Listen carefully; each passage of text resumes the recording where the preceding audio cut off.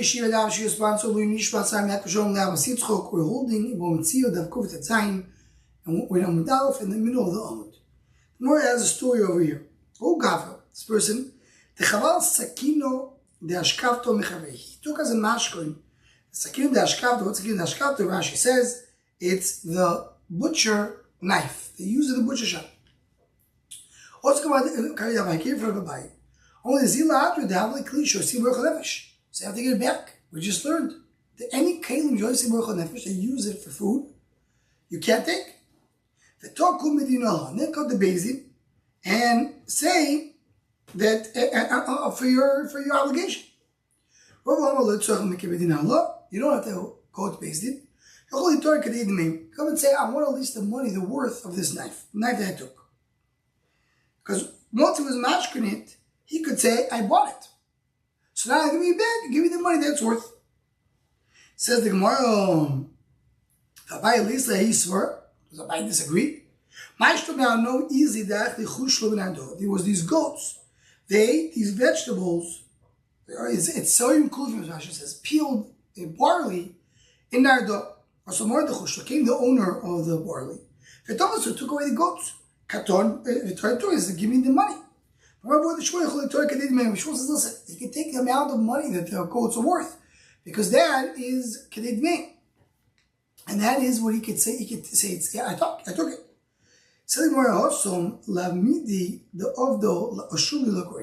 Goats usually don't lend or rent. If I see goat with somebody else, I'm assuming how did he get to him? He bought it.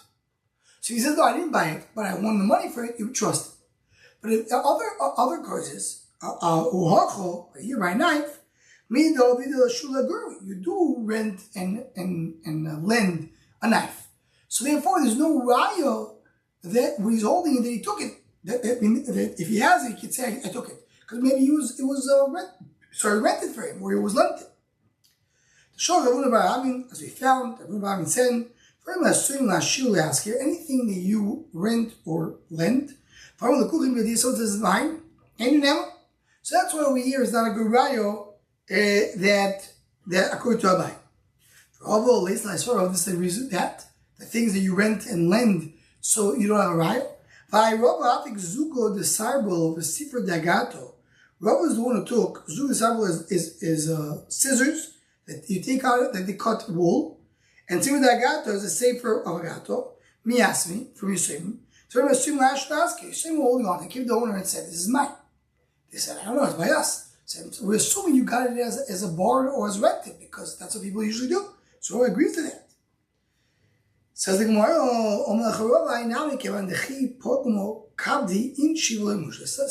says Rava, yeah, knife, butcher knife, you also don't lend. Because if it gets ruined, if it gets like a little bit of a scratch, people care about it, they're not going to want to use it for the butcher.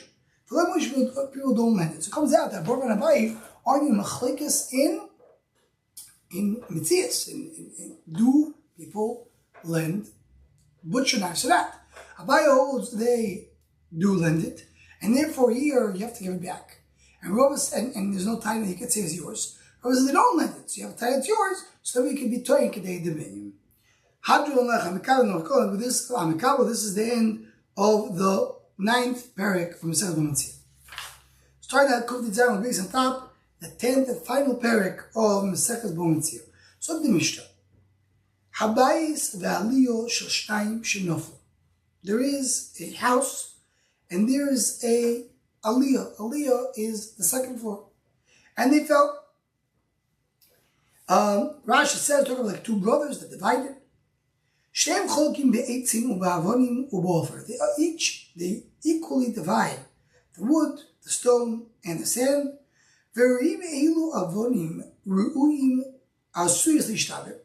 You see which stones makes more sense for it to break. Rashi says, we'll see in the Gemara.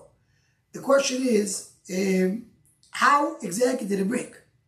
If the house broke by collapsing down, meaning, examples that we saw on the Surfside, that the house just collapsed down. So you're assuming that the bottom stones are broken and the top ones are not.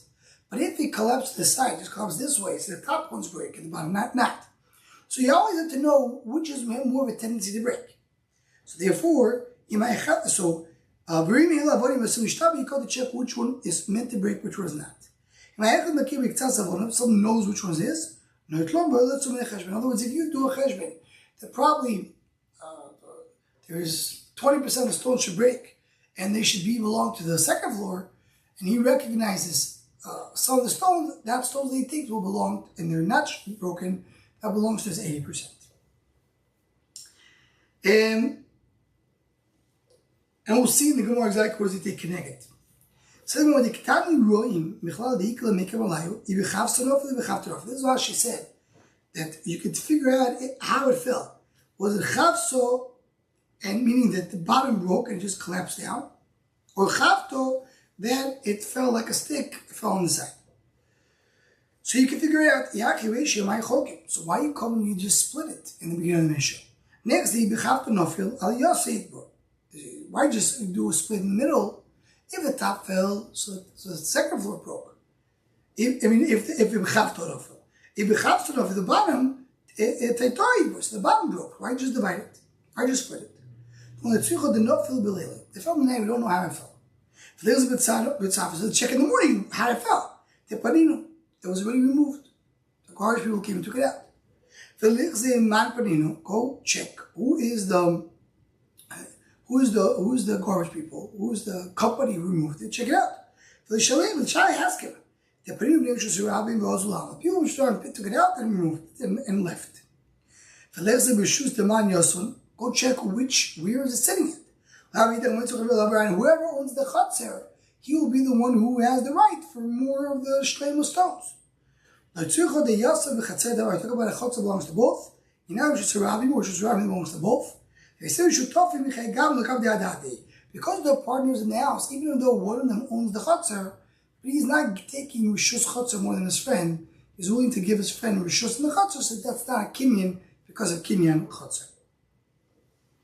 So then when one knows, it is v'cheshbon. Allah matur, what is the other one saying? I agree with you, this is yours, pshita. And he disagrees. Why you just rely on the guy and say, I know my stones? So I don't know. One goes, oh, these are my stones. Comes with I don't know, maybe yes, maybe not. Maybe that whole question of Nakla we saw before. Once somebody else you owe money, he says, I'm not so sure. And who have you done for the Tanis Bari? So here, you should be Potter. Because in other words, you should not have to pay. So when as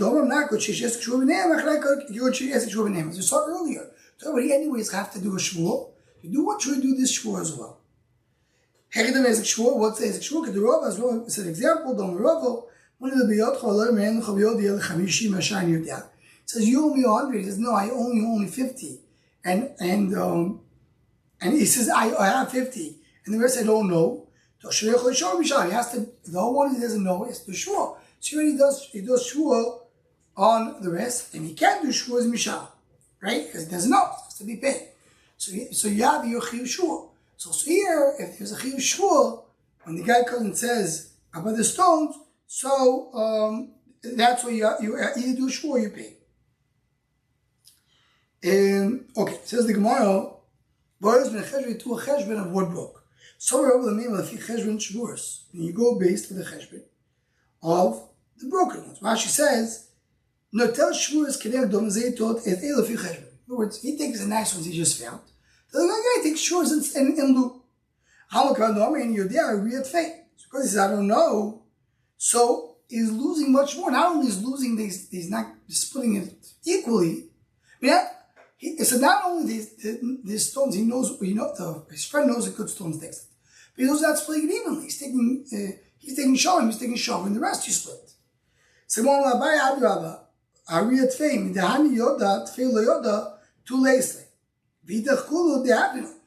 make any sense.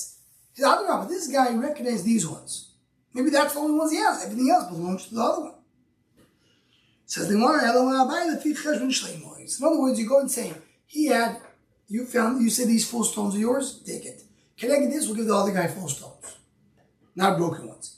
So what exactly is he benefiting for taking the stones that you recognize. The other guy's taking also stones that are full. So the moral of the Malbino the Rafcho in Amitino de Meavdo. So Rashi says either because it's wider, and he likes the stones that are wider, or that the plaster and the teeth in it, the tar in it, is a better one. The Tino de Meavdo, more processed Tino, and he wants this one. So even though in terms of size, and shlemus, they both can take equally, he's saying, I actually like, I can see these are mine. These are the nice ones, the more expensive ones. So the Mishnah. So you have first floor, now you have a second floor. The second floor is broken, and Habayis doesn't want to fix. And Rashi explains, as I was going to say, we're talking about a soich, we're talking about a renter of the aliyah. So the Baal Aliyah goes down and he lives inside of the house of the, because he's not giving him his agreement.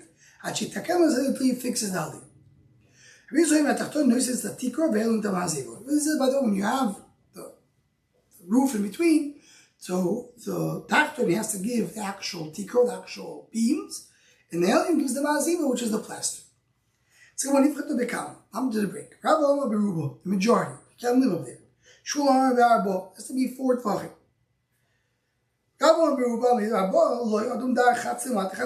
It's only 4, so you can use the top. You use some of the top and some of the bottom. You can't go in that tiny. So the guy in the bottom, even at that area that he's missing, it doesn't have to build from the aliyah. Even a 4 tvachim. He can't ask me to live half in this house, half upstairs. What's the case? So I'm going to give you this second floor.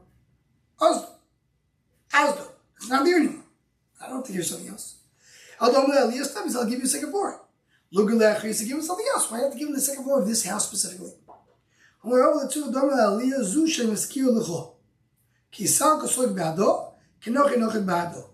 words, I'm giving you this aliyah, and if it works, good, and if not, I'm losing. Right?